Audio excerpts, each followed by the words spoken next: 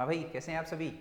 स्वागत है आपका फिर से। और भाई आज का जो हमारा चैप्टर है वो होने जा रहा है आउटकम्स ऑफ डेमोक्रेसी, जो कि सिविक्स का लास्ट चैप्टर है। इससे पहले हमने इस बुक के बहुत सारे चैप्टर कर लिए थे और अब इसकी बारी है। और इस चैप्टर को भी काफ़ी बेहतरीन तरीके से ही समझेंगे हम, और एक ही पूरी वीडियो में मैं आपको पूरा का पूरा चैप्टर कवर करा दूंगा।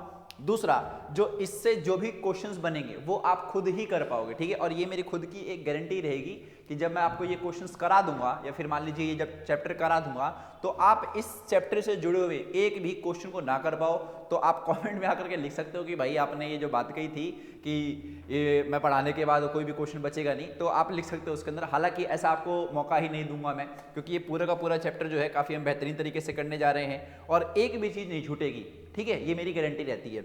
चलिए इस चैप्टर को देखते हैं भाई। इस चैप्टर की अगर हम बात करें भाई तो पहले चैप्टर का नाम समझ लो कि चैप्टर का आखिर नाम क्या है। देखो चैप्टर का नाम है भाई आपका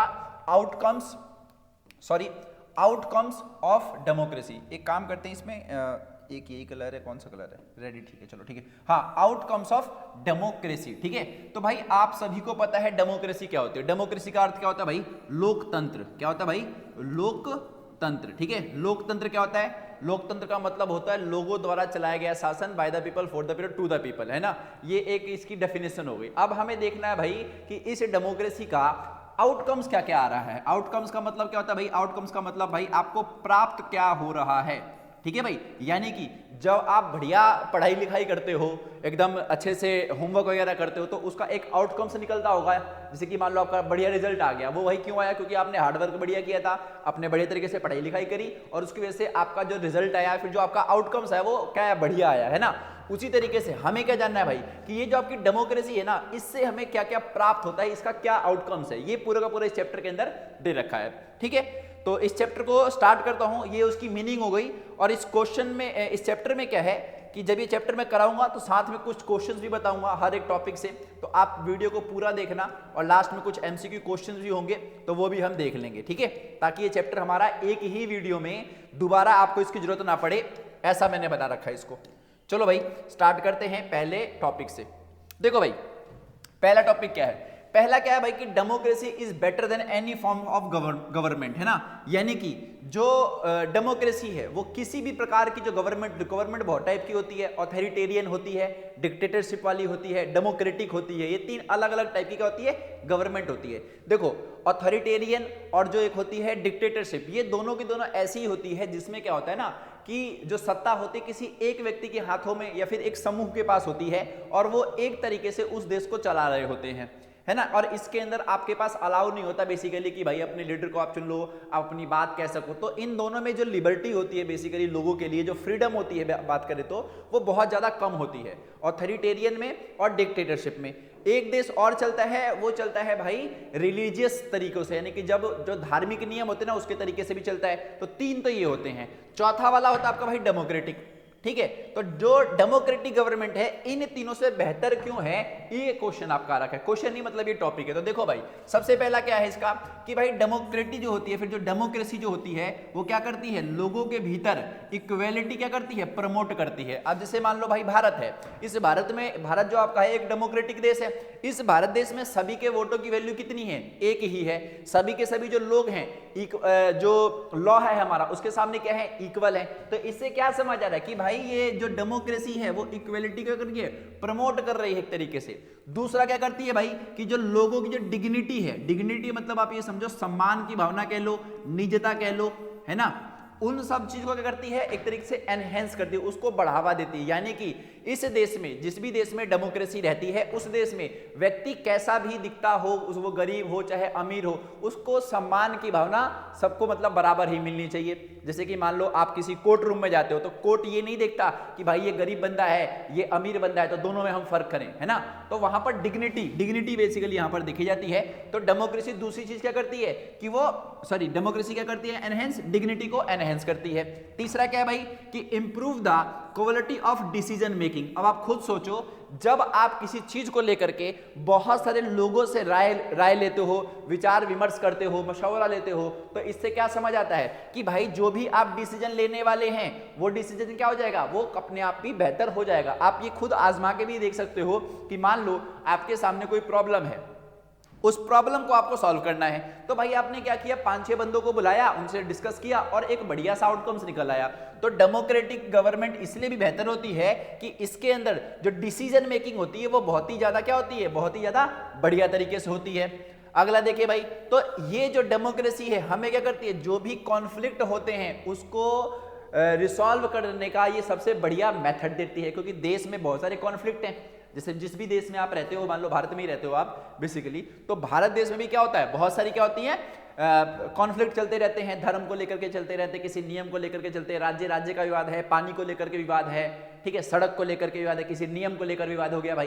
तो ऐसे करके ना जाने कितने नियम है भाई, इन सभी नियमों पर, इन सभी विषयों पर क्या होता है भाई, कॉन्फ्लिक्ट देखा जाता है। तो डेमोक्रेसी क्या करती है, ये एक मेथड प्रोवाइड कराती है भाई, कि भाई जो भी बातचीत है बैठचीत के बात करते हैं। जैसे कि मान लो अभी भारत में किसान आंदोलन चल रहा है ना, एक समय को बहुत बड़े स्तर पे था, उसको एक तरीके से अब हटा दिया गया था, सरकार ने नियम वापस ले लिए थे। तो यहां पर क्या देखा आपने भाई, एक कॉन्फ्लिक्ट देखा, इस कॉन्फ्लिक्ट को सॉल्व किसने किया, केंद्र सरकार ने सॉल्व किया। अभी दोबारा से वो आंदोलन चल रहा है, उसको भी कैसे करेंगे, उसको भी सॉल्व किया जाएगा।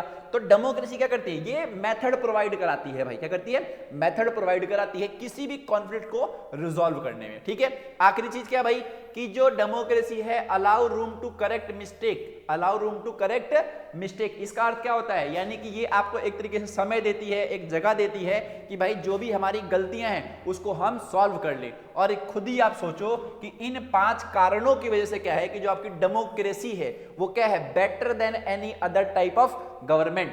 समझे कहने का मतलब। अब ये क्वेश्चन ऐसा ही आता है सेम टू सेम ही, तो ये क्वेश्चन किस तरीके से आ सकता है वो आप देख लो। जैसे कि यहां पर एक क्वेश्चन है, democracy is better than other form of governance, review the statement. तो भाई सेम आपको यही बातें लिखनी है कि ये क्यों है, डेमोक्रेसी को अदर टाइप्स ऑफ गवर्नमेंट से बेहतर क्यों बताया जाता है, ये आपको पॉइंट्स लिख देने हैं। यही क्वेश्चन आ रखा था पिछली बार। एक कौन सा है, describe any 3 general feature of democracy, general feature पूछ रहा है, कोई से भी 3 आपको फीचर लिख देने हैं, है ना। तो डेमोक्रेसी के बारे में ही है कि डेमोक्रेसी को बेहतर क्यों बताया जाता है, वो ये टॉपिक था। चलिए अगले टॉपिक पे चलते हैं भाई। अब हम बात करेंगे भाई, चैप्टर का नाम क्या था भाई, आउटकम्स ऑफ डेमोक्रेसी। तो सबसे पहला आउटकम्स देखते हैं भाई पॉलिटिकल रूप में, है ना। कौन से रूप में भाई, पॉलिटिकल रूप में, यानी कि राजनीतिक रूप में हम देखेंगे भाई। कौन से रूप में, राजनीतिक रूप में, कि जो डेमोक्रेसी है उससे क्या प्राप्त होता है भाई। तो इससे 3 चीजें प्राप्त होती हैं। पहला क्या है कि जो डेमोक्रेसी होती है वो एक अकाउंटेबल गवर्नमेंट होती है। अकाउंटेबल गवर्नमेंट का मतलब क्या होता है, अकाउंटेबल गवर्नमेंट का मतलब होता है कि एक ऐसी सरकार जो जवाबदेह है। क्या है, जवाबदेह। जवाबदेह का अर्थ क्या होता है भाई, तो जवाबदेह का अर्थ होता है देश में जितने भी मतलब प्रधानमंत्री हैं, मुख्यमंत्री हैं, जितनी भी चीजें हैं, अगर कुछ देश में गलत होता है तो भाई उनको जवाबदेही बनती है कि भाई ये जो चीज हुई है वो क्यों हुई है, आपको बताना पड़ेगा, इसकी आप समीक्षा करेंगे, इसका जो भी रिजल्ट आया है वो क्यों आया है। तो इसके लिए क्या है, अकाउंटेबल गवर्नमेंट मिलती है हमें, किससे, एक डेमोक्रेसी। तो डेमोक्रेसी का पॉलिटिकल आउटकम्स क्या है भाई, पहला कि इससे जो हमें गवर्नमेंट मिलती है वो कौन सी गवर्नमेंट मिलती है, अकाउंटेबल गवर्नमेंट। आपने अक्सर देखा होगा कि देश की मान लो अर्थव्यवस्था डाउन हो गई, ठीक है, या फिर मान लो देश में बेरोजगारी बढ़ गई, ऐसी चीजें होगी, या फिर देश आपका आगे ही क्यों ना बढ़ गया हो, इन सब के लेकर के क्या है, अलग अलग क्या विभाग बनाए जाते हैं कि भाई आपका काम है भाई महिला की सुरक्षा करना है, आपका काम है स्कूल बनवाना है। अब ये सब चीजें अगर सही तरीके से नहीं होती है तो लोग किससे पूछते हैं, इनसे पूछते हैं, सरकार भी इनसे पूछती है। सुप्रीम कोर्ट पे अगर कोई केस हो गया तो भी भाई सरकार से पूछा जाता है और इनकी जवाबदेही बनती है, इनको बताना पड़ता है ना। तो पॉलिटिकल आउटकम्स अगर आप देखोगे तो इससे हमें पहला क्या मिलता है भाई, कि भाई अकाउंटेबल गवर्नमेंट मिलती है। बात करते हैं दूसरा कौन सा, तो दूसरा है भाई आपका रिस्पॉन्सिव गवर्नमेंट। रिस्पॉन्सिव का मतलब क्या होता है कि भाई जो आपके यहां पर सरकार है, डेमोक्रेटिक रूप में जो सरकार बनी है वो रिस्पॉन्सिव गवर्नमेंट होगी, रिस्पॉन्स देगी एक तरीके से आपको। रिस्पॉन्स कहने का मतलब है जो भी आप चीजें डिमांड करते हैं सरकार से, जो भी आंदोलन करते हैं बेसिकली, तो उन सब चीजों पर वो ध्यान देती है, उसको देख करके ही नियमों को लागू करती है। कोई संशोधन करना हो संविधान में, कोई नियम बदलना हो, तो इस टाइप से अगर आप समझेंगे तो ये जो डेमोक्रेटिक वे है दूसरा वाला, वो आपको रिस्पॉन्सिव गवर्नमेंट भी देती है। तीसरा क्या है भाई, तीसरा जो आपका है वो है लेजिटिमेट गवर्नमेंट। क्या है, लेजिटिमेट। लेजिटिमेट का मतलब क्या होता है, लेजिटिमेट का अर्थ होता है भाई वैध। क्या होता है भाई, वैध। वैध आपने सुना होगा, वैध अवैध, की भाई हमें वैध अवैध के बारे में मत बताओ। वैध अवैध का मतलब भाई क्या चीज सही है क्या चीज गलत है उसके बारे में मत बताओ, तो वही वाला वर्ड है ये। तो भाई पॉलिटिकल आउटकम्स अगर डेमोक्रेसी की हम बात करें तो इससे जो हमें गवर्नमेंट मिलती है वो कौन सी मिलती है, लेजिटिमेट मिलती है। लेजिटिमेट मतलब वैध है, यानी कि इसमें क्या होता है, फ्री एंड फेयर इलेक्शन होता है, जनता अपने मन से सरकार चुनती है। तो आप खुद सोचो, जब लोग अपने मन से ही किसी को चूज कर रहे हैं तो कभी वो गलत हो सकता है? बिल्कुल गलत नहीं हो सकता, है ना। तो इस टाइप से ये क्या आपका एक लेजिटिमेट गवर्नमेंट यानी कि एक वैध सरकार है।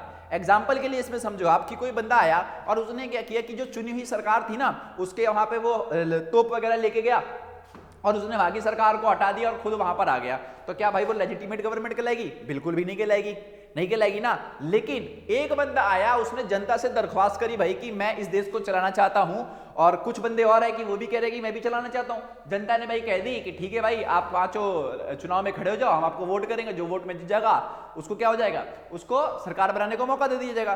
तो इस टाइप से जो बंदा जीतेगा वो क्या होगा, वो एक लेजिटिमेट रूप से जीत करके आएगा।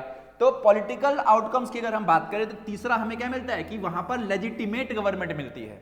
समझ कहने का मतलब? तो ये था आपका पॉलिटिकल आउटकम्स ऑफ डेमोक्रेसी। तो अगर इसके ऊपर कोई क्वेश्चन आएगा तो वो ऐसा आएगा कि what are the political outcomes of democratic government. ठीक है, चलिए अगला क्या है भाई। अच्छा, ये क्वेश्चन ही आ गया, देखिए यहां पर कि democratic government are legitimate government, give argument support of the statement. तो भाई जो डेमोक्रेटिक गवर्नमेंट्स होती हैं वो लेजिटिमेट गवर्नमेंट क्यों होती हैं, इसका रीजन बताना। तो सेम जो मैंने आपको बातें बताई इस लेजिटिमेट वाले में, वही आपको बतानी है। आगे मैं आपको थोड़े से पॉइंट इसके बता दूंगा। अभी आगे बढ़ते हैं। अगला क्या है भाई, अगर देखें सोशल आउटकम्स क्या है इसका, सोशल यानी कि सामाजिक रूप में। कौन से रूप में भाई?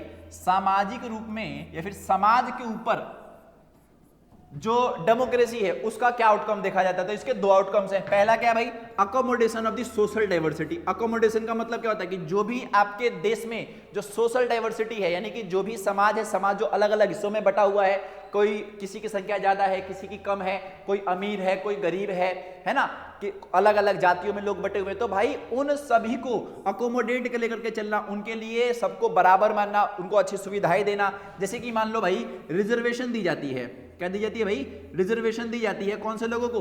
जो एक तरीके से आर्थिक रूप से ठीक नहीं है, जो SC ST OBC है एक तरीके से, उनको रिजर्वेशन दी जाती है। तो ये क्या है, ये जो आपके यहाँ पर सोशल डाइवर्सिटी है ना, जो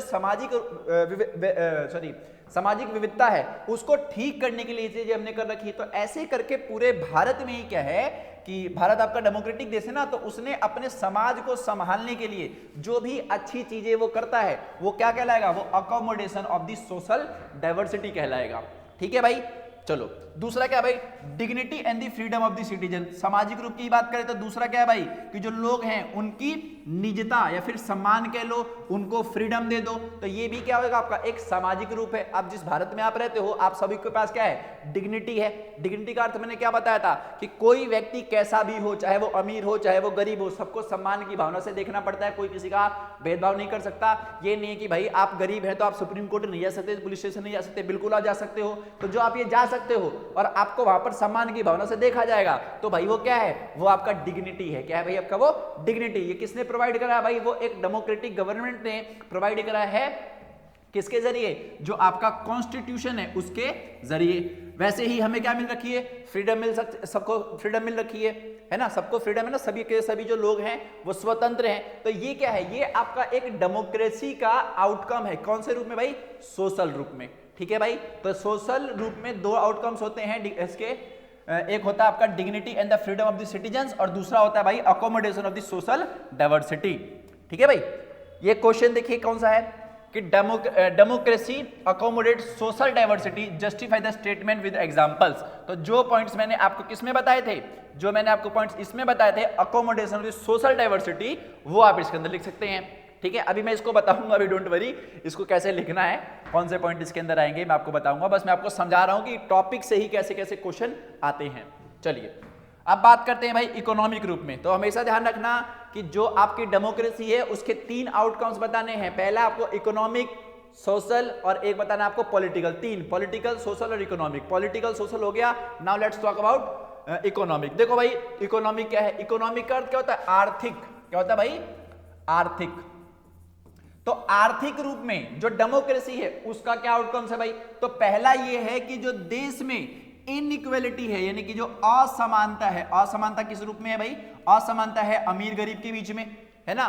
कुछ लोग ऐसे हैं जिनके पास बहुत सारे संसाधन है, किसी के पास बहुत सारा पैसा है, तो इसके बीच का जो अंतर बढ़ता जा रहा है उसको रोकने के लिए सरकार अपनी तरफ से क्या कर रही है, वो क्या कहलाता है, रिडक्शन ऑफ द इनइक्वालिटी। मतलब सरकार अच्छी चीजें करती है ना एक तरीके से, उनको एक तरीके से मान लो चीजें मुहैया कराना, उसको रोजगार दिलाना, संसाधन मुहैया करवाना, तो इन सब चीजों से क्या होता है कि वो जो इनइक्वालिटी बढ़ रखी है उसको लेवल में लाया जाएगा। ऐसे ही सरकार क्या करती है, गरीबी को खत्म करने के लिए बहुत सारी योजनाएं चलाती है। तो ये क्या है, सरकार, सरकार मतलब डेमोक्रेटिक या फिर डेमोक्रेसी, इसने क्या किया, इकोनॉमिक रूप में कैसे लोगों की इनइक्वालिटी या फिर पॉवर्टी को खत्म किया, ये क्या है आपका, ये एक अपना एक आउटकम्स है।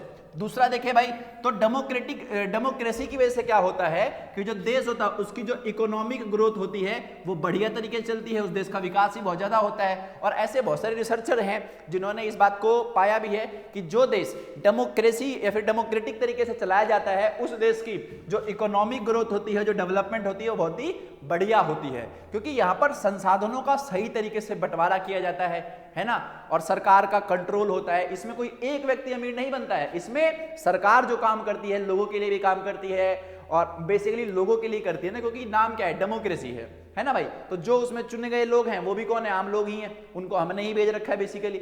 आप कुछ भी कह लो, कितने भी प्रधानमंत्री कहीं पर पहुंच जाते हैं, उनको किसने भेजा, जनता नहीं भेजा बेसिकली।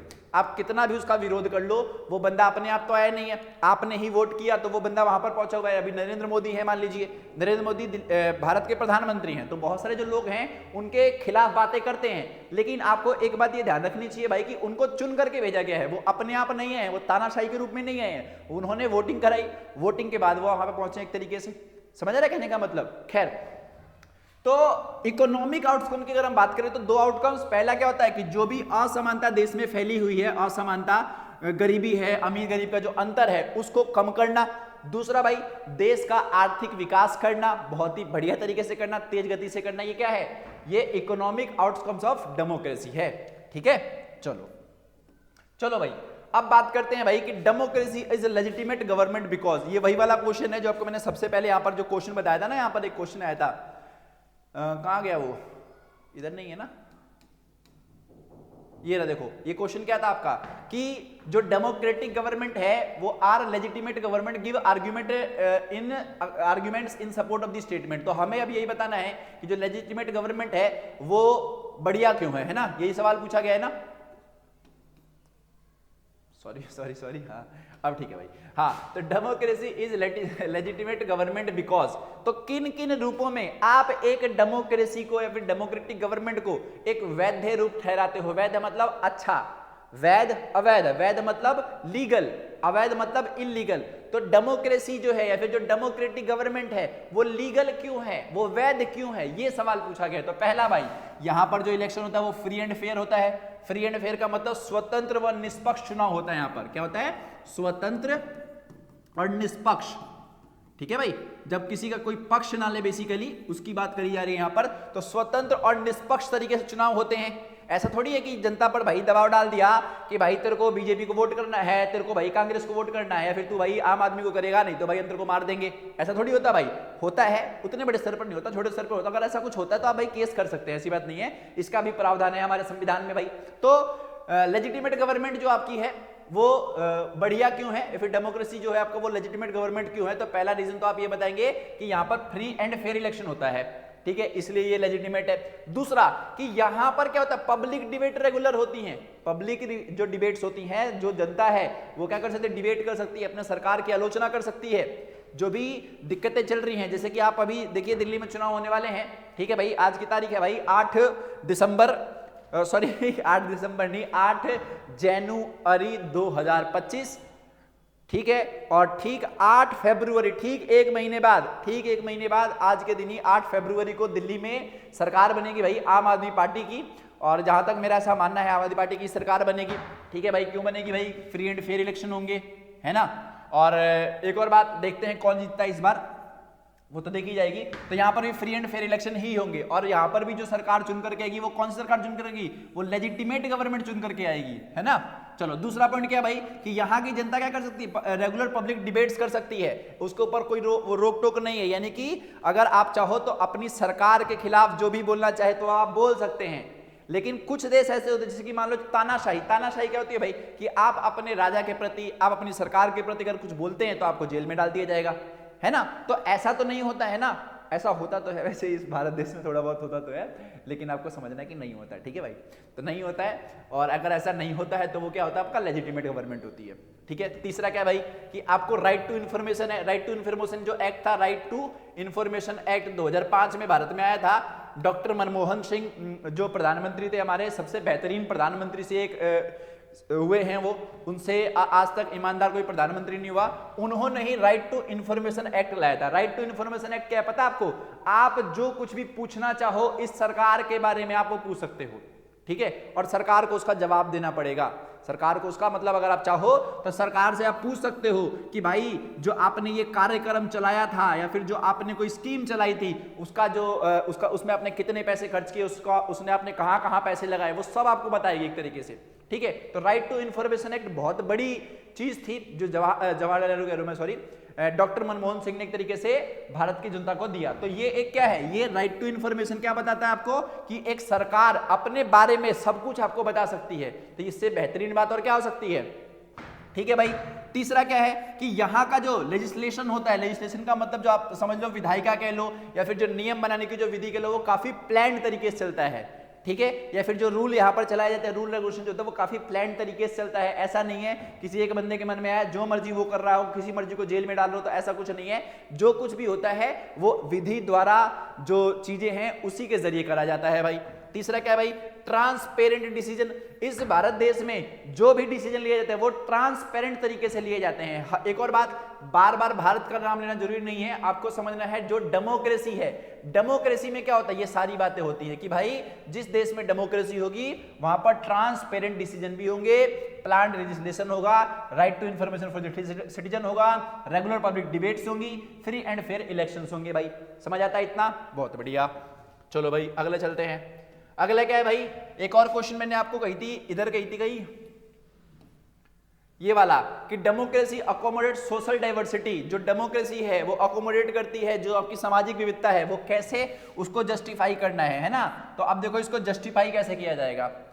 पहला क्या करती है भाई डेमोक्रेसी कि reduce conflict and social tension, कि जो भी आपका समाज है उस समाज में जो भी संघर्ष चल रहा है, जो भी विद्रोह चल रहा है, जो भी टेंशन चल रही है उसको क्या करती है, कम करती है। ऐसा थोड़ी है कि धर्म के बंदों को लड़ा रही है, जाति जाति के बंदों को लड़ा रही है, मतलब ऐसा होता है देशों में लेकिन उतने बड़े स्तर पर नहीं होता है। सरकार का मेन काम क्या है, उन सब चीजों को रोकना, उन सब चीजों को दबाना, उन सब चीजों को खत्म करना, है ना। तो डेमोक्रेसी अकोमोडेट कैसे करे सोशल डाइवर्सिटी को कि भाई जो भी कॉन्फ्लिक्ट हो रहे हैं समाज के भीतर, समाज के जो अलग अलग लोग हैं, हिंदू मुस्लिम हो गए, अलग अलग जाति के लोग हो गए, तो उनको बढ़ावा नहीं देती है कि आप लड़ो, उसको खत्म करने की बात करती है कौन, डेमोक्रेसी। दूसरा भाई develop communication system. Communication system का मतलब क्या होता है कि जो भी ये देश के जो लोग हैं, अब देखो कम्युनिकेशन जो होता है वो आपका दो टाइप का होता है। एक तो कम्युनिकेशन सिस्टम जो आपका होता है वो रोड नेटवर्क बना दिया आपने, रोड जो होते हैं ना रोड, वो भी कम्युनिकेशन सिस्टम होता है। और एक कम्युनिकेशन सिस्टम जो ये हो रहा चल रहा है, तो इसको भी वो डेवलप करती है बेसिकली।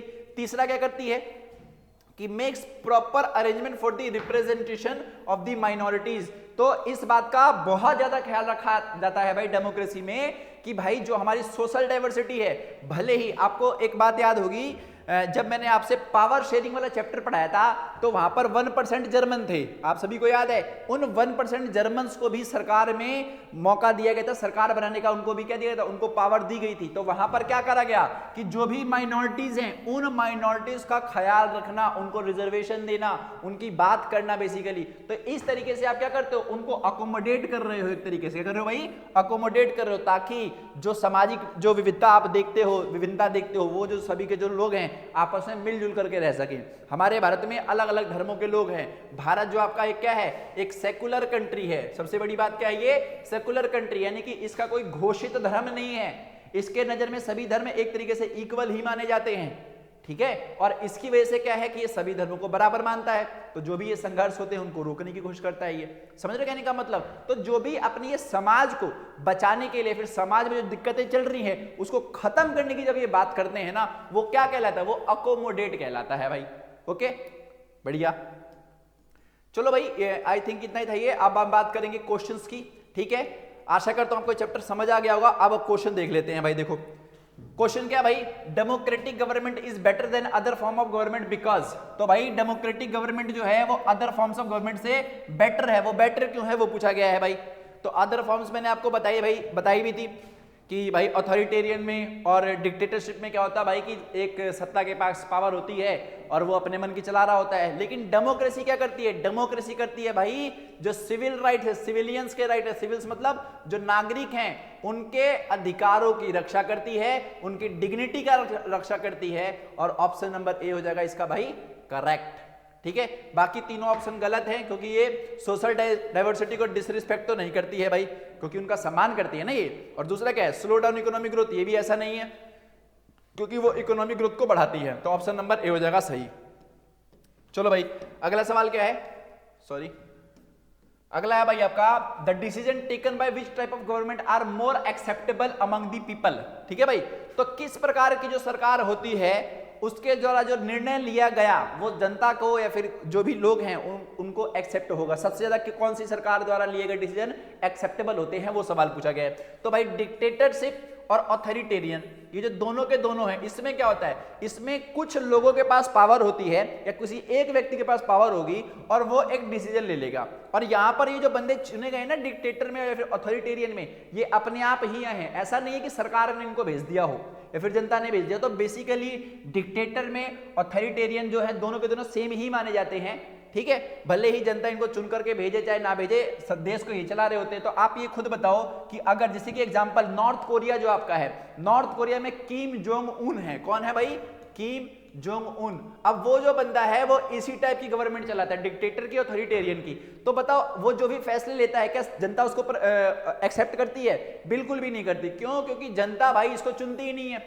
अगर उनको चुनने का मौका दे तो वो चुनेगी ही नहीं, है ना। तो इस बात का ध्यान रखना कि जो सबसे ज्यादा एक्सेप्टेबल वो होते हैं डिसीजन जो होते हैं वो कौन सी सरकार वाले द्वारा होते हैं, वो डेमोक्रेटिक वाले होते हैं। क्योंकि वहां पर क्या है, वहां पर जनता ने अपने चुने हुए प्रतिनिधियों को भेजा, उनके बीच के ही बंदे गए और उन सभी बंदों ने मिलकर के क्या किया भाई, कोई डिसीजन लिया। तब वो क्या होगा, वो डिसीजन पूरी जनता द्वारा मान लिया जाएगा। ये जो स्टॉन्चली रिलीजियस है, ये मैंने क्या बताया था भाई कि जो धार्मिक नेता होते हैं, धार्मिक नेता धर्म के आधार पर नियमों को बढ़ावा देते हैं बेसिकली, तो ये वाले भी उतने मतलब नहीं माने जाते। लेकिन जो डेमोक्रेटिक गवर्नमेंट होती है ना, उसके जो फैसले होते हैं वो पूरी के पूरे जो लोग हैं वो मान लेते हैं। क्योंकि यहाँ पर जो फैसला लिया गया है एक उन लोगों के समूह द्वारा लिया गया है जो जनता नहीं भेजा है। बट ऐसा इन तीनों के साथ नहीं है। तो option number D is correct. चलो भाई अगला क्या है, the democratic system has successfully abolish. तो डेमोक्रेटिक सिस्टम ने सक्सेसफुली अबॉलिश यानी कि पूरे तरीके से खत्म किसको किया है भाई, क्या उसने लोगों के कॉन्फ्लिक्ट को खत्म किया है? नहीं भाई, ऐसा बिल्कुल नहीं है, क्योंकि कॉन्फ्लिक्ट तो होता रहता है। सक्सेसफुली की बात करें, क्या उसने इकोनॉमिक इनइक्वालिटी खत्म करी है? ऐसा भी नहीं किया। लोगों के बीच का डिफरेंस खत्म किया है? वो भी नहीं किया। अगला क्या है, इनइक्वालिटी इन पॉलिटिक्स। तो जो पॉलिटिक्स है उसके भीतर जो असमानता होती है क्या उसको खत्म किया है? तो हाँ भाई बिल्कुल उसको खत्म किया है। कैसे भाई? क्योंकि मैंने आपको डेमोक्रेसी में क्या बताया, जो डेमोक्रेटिक सिस्टम है वो लोगों द्वारा चलाया जा रहा है और उसमें आप चाहो तो, आप यानी कि जो वीडियो देख रहे हो मैं आपकी बात कर रहा हूं, आप चाहो तो कल को प्रधानमंत्री बन सकते हो। आपको सपोर्ट चाहिए बेसिकली, मेरे को भी सपोर्ट चाहिए, है ना। किसका सपोर्ट चाहिए भाई? जनता का सपोर्ट चाहिए। तो क्या डेमोक्रेसी इस चीज को पूरे तरीके से खत्म कर चुकी है? बिल्कुल खत्म कर चुकी है। ऐसा नहीं है कुछ लोगों के पास ये अधिकार हो कि वही प्रधानमंत्री बन सकते हैं, वही चीफ मिनिस्टर बन सकते हैं, ऐसा कुछ नहीं है। ठीक है, तो जो भी इनइक्वालिटी थी पॉलिटिक्स में उस चीज को खत्म करता है कौन? एक डेमोक्रेटिक सिस्टम। क्योंकि डेमोक्रेटिक सिस्टम बना ही किसके जरिए है? लोगों के द्वारा बनाया गया है। यानी कि लोगों ने ही मिलकर के सरकार बनाई, लोगों का मन सरकार हटाई। ठीक है, और वो जिनको सरकार में भेजा गया वो कौन थे? वो लोग ही तो थे, हमारे जैसे नॉर्मल लोग। तो जो इनइक्वालिटी थी पॉलिटिक्स में उसको पूरी तरीके से खत्म कौन करता है? Democratic system. चलो भाई अगला कौन सा है? अगला भाई, studies done about the political and social inequalities of the democratic system shown that. तो जो भी स्टडीज मतलब जो भी क्या कहते हैं उसको रिसर्च वगैरह करी गई थी किसके ऊपर? पॉलिटिकल और सोशल इनइक्वालिटी किसकी? डेमोक्रेसी की। वो क्या दर्शाती है? तो वो यही दर्शाती है भाई कि जो डेमोक्रेसी है, ऑप्शन नंबर ए देख लेते हैं कि जो डेमोक्रेसी है और जो डेवलपमेंट है वो गो हैंड इन हैंड, यानी कि साथ में ही आगे बढ़ते हैं। और दूसरा है भाई, inequality persists in the democracy system. तो ऐसा नहीं है, मतलब कि जो डेमोक्रेटिक सिस्टम होता है उसमें असमानता उतनी ज्यादा नहीं होती है।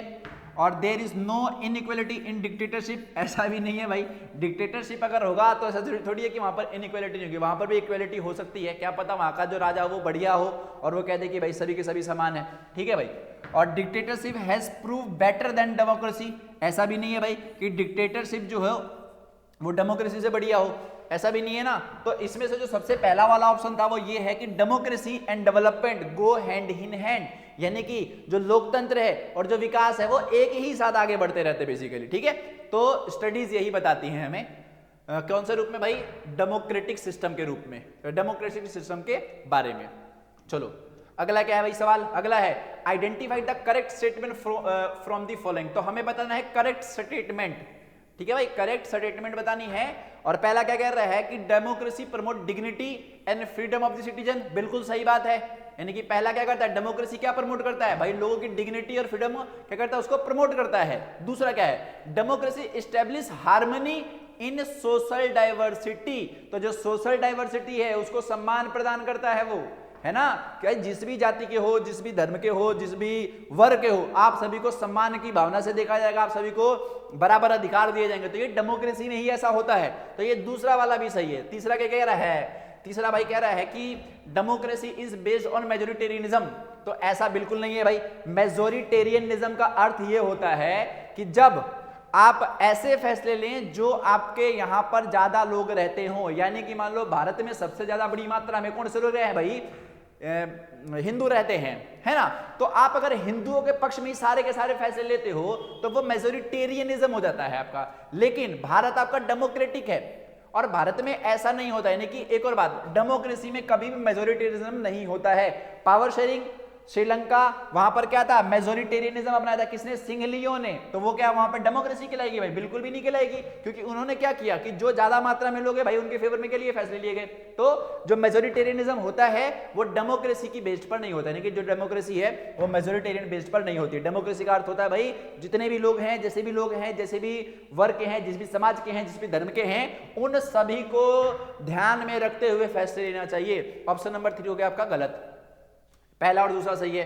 तो ई बताओ कौन सा ऑप्शन ठीक होगा, इसमें होगा भाई पहला और दूसरा, यानी कि ऑप्शन नंबर बी, ठीक है भाई। चलो अगला चलते हैं भाई। अगला सवाल क्या है, इन the context of the evolution of democracy one of this is not in the accordance with democratic system. तो डेमोक्रेटिक सिस्टम के हिसाब से कौन सी चीजें नहीं है ये देख लेते हैं। तो फ्री एंड फेयर इलेक्शन बिल्कुल है भाई, है ना।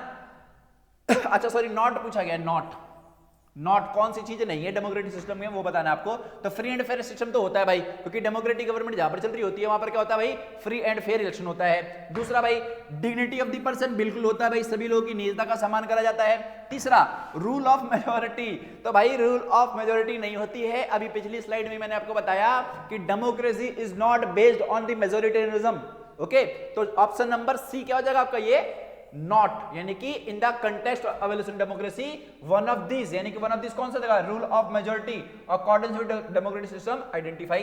तो आपको ऑप्शन नंबर सी बताना है। इक्वालिटी भी पढ़ लो, तो भाई डेमोक्रेटिक सिस्टम अगर है तो वहां पर इक्वालिटी बिल्कुल होती है। क्या कहते हैं उसको, संविधान की नजर में या फिर जो भी कानून वगैरह हैं उन सब की नजर में हम सभी क्या हैं भाई, इक्वल हैं। तो ये जो तीनों बातें हैं, ये तीनों बातें डेमोक्रेटिक सिस्टम में होती है, बट ये चौथी वाली नहीं होती है, ठीक है। कौन सी वाली, रूल ऑफ मेजोरिटी, यानी कि ऑप्शन नंबर सी। चलो भाई अगला कौन सा भाई, what do you expect from the democracy, यानी कि लोकतंत्र से आप क्या एक्सपेक्ट करते हैं। पहला एफिशिएंसी, बिल्कुल एफिशिएंसी जो करते हैं। एफिशिएंसी का मतलब क्या होता है कि भाई कम से कम समय में कम से कम संसाधनों में क्या करें, हम किसी भी चीज को पूरा कर लें, प्राप्त कर लें, बेसिकली जो भी लक्ष्य की हम प्राप्ति कर लें, ठीक है। और इफेक्टिवनेस क्या होता है भाई, इफेक्टिवनेस भी इसका अर्थ ये होता है कि जो भी हमारा लक्ष्य है ना, उस लक्ष्य की हम प्राप्ति कर पा रहे कि नहीं कर पा रहे, तो ये भी होता है इसके अंदर। तो डेमोक्रेसी एफिशिएंसी भी है, इफेक्टिवनेस भी है, डेमोक्रेसी में ट्रांसपेरेंसी भी है। ट्रांसपेरेंसी कैसे, राइट टू इंफॉर्मेशन एक्ट क्या है भाई, राइट टू इंफॉर्मेशन एक्ट के जरिए आप भारत के संविधान से जुड़ी हुई जितनी भी बातें जानना चाहे, भारत में क्या कर रही है सरकार, क्या नहीं कर रही है, कहां पर से लगा रही है, कहां पैसे नहीं लगा रही है, हर एक चीज के बारे में आप जान सकते हो भाई, ठीक है। सरकार के पास जो फंड आया भाई, फंड का इस्तेमाल कहां कहां करा, रोड बनानी थी भाई, विधायक के पास जो फंड आया उसने पैसा कहां कहां खर्च किया भाई, आरटीआई डालो सब आपको पता चल जाएगा। और ये आप पता कर सकते हो, आपका मतलब आप यानी कि मैं, कोई भी समझ गए। तो ये बहुत बड़ी चीज थी आरटीआई। तो आरटीआई की वजह से ट्रांसपेरेंसी भी है। तो भाई what do you expect from democracy, तीनों चीजें हैं, तो तीनों चीजें तो ऑप्शन नंबर डी यानी कि all of the above. Okay चलो अगला क्या है भाई, which of the following is most promoted by democratic government. तो भाई कौन सी चीज ऐसी है जो सबसे ज्यादा प्रमोट करी जाती है, किसके द्वारा, डेमोक्रेटिक गवर्नमेंट द्वारा, यानी कि एक लोकतांत्रिक सरकार द्वारा कौन सी सबसे ज्यादा क्या करी जाती है, प्रमोट। तो भाई इकोनॉमिक इनइक्वालिटी नहीं भाई, ये चीज थोड़ी प्रमोट करेंगे भाई। सोशल इनइक्वालिटी यही प्रमोट नहीं करेंगे। Dignity and liberty of the citizen बिल्कुल यही करी जाती है। सबसे ज्यादा जो डेमोक्रेटिक गवर्नमेंट है वो किस चीज को प्रमोट करेगी कि भाई लोगों का जो सम्मान हो वो बढ़े, जो लोगों की जो स्वतंत्रता है वो बढ़े। तो dignity and the liberty of the citizen is most promoted by the democratic government, यानी कि ऑप्शन नंबर सी। चलो भाई अगला है भाई आपका, व्हाट डज डेमोक्रेसी एस्टैब्लिश। तो डेमोक्रेसी ने किस चीज की स्थापना करी है, क्या करी है भाई, स्थापना, सॉरी स्थापित, हाँ स्थापित भी ठीक ही है। तो स्थापित किस चीज को किया भाई, क्या उसने इकोनॉमिक इक्वलिटी को स्थापित किया है, नहीं भाई। क्या उसने इकोनॉमिक स्पीड को आगे बढ़ाया है, फास्टर किया है, ऐसा भी नहीं है। और पॉलिटिकल इक्वलिटी, हाँ पॉलिटिकल इक्वलिटी को स्थापित किया, क्योंकि अभी मैंने थोड़ी देर पहले ही बताया था कि पॉलिटिकल इक्वलिटी किसने जो सक्सेसफुली स्टैब्लिश करी है भाई, वो हमारी डेमोक्रेसी ने करी। क्योंकि हमारे डेमोक्रेसी में इस बात का पूर्ण आपको अधिकार है कि भाई आप चुनाव लड़ सकते हैं, चाहे आप कोई भी हो, किसी भी जाति हो, किसी भी धर्म के हो, आपके पास पूर्ण का पूर्ण अधिकार है। और बराबर जैसे वो लोग लड़ रहे हैं चुनाव में, वैसे आप भी लड़ सकते हैं। ठीक है भाई, तो ये हो जाएगा ऑप्शन नंबर बी, है ना। 10वां क्या भाई, what do non democratic government establish. तो जो नॉन डेमोक्रेटिक गवर्नमेंट है भाई, यानी कि एक जो अलोकतांत्रिक सरकार जो है वो क्या एस्टेब्लिश करेगी। तो ये सवाल रहेगा भाई आपके लिए कमेंट के लिए, क्योंकि भाई कमेंट में कुछ ना कुछ दिखना चाहिए वीडियो के एंड में। और मैं चाहूंगा भाई कि इसका जवाब जो है आप खुद दें, ठीक है भाई, गलत दे सही दे कोई बात नहीं, कुछ तो देंगे आप आंसर में, तो कुछ तो देंगे। हालांकि आप इसका आंसर आराम से दे सकते हैं, नॉन डेमोक्रेटिक गवर्नमेंट किस चीज को एस्टेब्लिश करेगी, नॉन डेमोक्रेटिक। ऑलवेज रिमेंबर क्या पूछा गया भाई, नॉन डेमोक्रेटिक, अलोकतांत्रिक सरकार आएगी, एक ऐसी सरकार जो जनता द्वारा नहीं चुनी गई है। तो इसका जवाब आपको कमेंट में देना है, ठीक है। ये चैप्टर हमारा इतना ही था, और वही बात फिर से रिपीट कर रहा हूं मैं कि भाई ये जो चैप्टर था हमारा इतना ही था। इस चैप्टर से जुड़ा हुआ जो भी क्वेश्चन आएगा आपको अपने आप ही आ जाएगा। और इस बात को अगर आपको साबित करना है भाई कि ये बंदा सही कह रहा है या फिर गलत कह रहा है, तो आप भाई जाओ और क्वेश्चन देखो, कोई सा भी क्वेश्चन देखो, इस चैप्टर का देखना बात, ठीक है। और एक और बात, थोड़ा बहुत ध्यान से पढ़ोगे तो अपने आप ही समझ में आ जाएगा ये कि हाँ भाई इसमें जो हमने पढ़ा उसी से मिलता जुलता ही है, और अपने आप ही आप कर लोगे, ठीक है।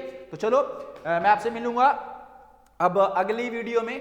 और मैं चाहूंगा भाई कि जो भी इस चैनल पे इन फिजिक्स, जिसका भाई जो टी शर्ट मैंने पहन रखी है, ये वाली टी शर्ट की बात कर रहा हूं मैं, इस टी शर्ट वाले चैनल की बात कर रहा हूं। इस चैनल पे भाई जितनी वीडियो डल रही है 10th क्लास की, मैथ की डल रही है, साइंस की डल रही है, और भाई एसएसटी की भी डल रही है। तो मैं चाहूंगा भाई आपको सारी की सारी वीडियो देखें। और भाई हमने अपना एक मिशन स्टार्ट किया था भाई, मिशन 2025, जिसका मूल जो उद्देश्य था भाई वो यही था कि जो 10वीं क्लास के जो बोर्ड के एग्जाम है भाई, उसको हम पूरा का पूरा कवर करने वाले हैं, और उसमें हम हर एक चीज बताएंगे, ठीक है। आपको सबसे बेस्ट टीचर जो हो सकते हैं वो हमने प्रोवाइड कराए हैं। तो मैं चाहूंगा भाई आप इनका लुत्फ उठाएं, फ्री ऑफ कॉस्ट तो वैसे कुछ होता नहीं है, आपका डेटा चार्ज लग रहा होगा वैसे, और फोन वगैरह आप चार्ज कर रहे हो, लेकिन फिर भी आपको समझने की बात है कि एक बंदा भाई आपके लिए थोड़ी सी मेहनत कर रहा है, और उसके बदले हमें थोड़े बहुत व्यूज मिल जाएंगे, थोड़ा हमें सपोर्ट मिल जाएगा, और थोड़ा आपका भी काम चल जाएगा भाई। थोड़ा क्या आपका तो ज़्यादा काम चलेगा, क्योंकि जो मैं चैप्टर पढ़ा रहा हूँ वो काफ़ी बेहतरीन चैप्टर है, और बेहतरीन तरीके से भी समझा रहा हूँ। जो दूसरे टीचर भी पढ़ा रहे हैं मैथ के, साइंस के, वो भी बेहतरीन तरीके से अपना